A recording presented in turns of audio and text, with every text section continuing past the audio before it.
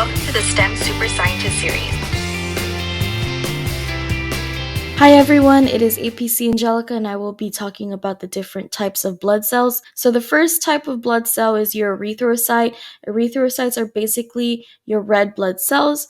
Those lack nucleus and they are small and red.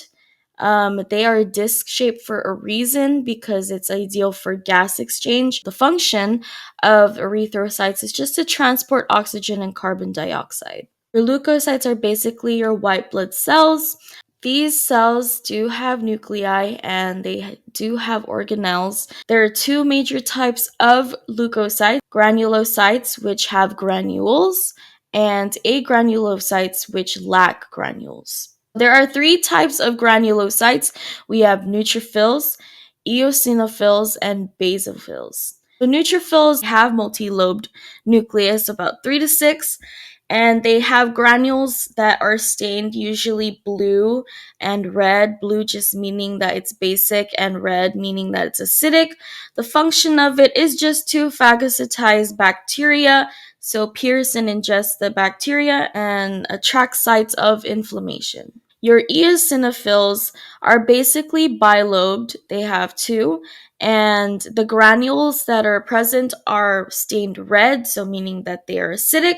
The function of this is just to kill parasitic worms, and they have a role in allergy and asthma. The last type of granulocyte is your basophils. The structure is that they are usually bilobed, meaning two. They have large purplish black granules, and the function is to release histamine and other mediators of inflammation containing heparin and anticoagulant.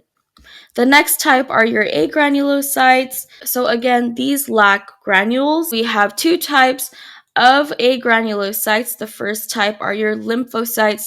So your lymphocytes will have spherical or indented nucleus. The cytoplasm is usually pale and blue. So we have two different types of lymphocytes. We have T lymphocytes and B lymphocytes. Your T lymphocytes basically function in immune response by acting directly at the virus-infected cell or a tumor cell, so just directly acting at that foreign pathogen, while B lymphocytes are responsible for producing antibodies released in the blood. Your monocyte, so these are U-shaped or kidney-shaped, and the function is phagocytosis, which they develop in macrophages and just ingest those foreign pathogens. And then, of course, lastly, the type of blood cell we have are platelets.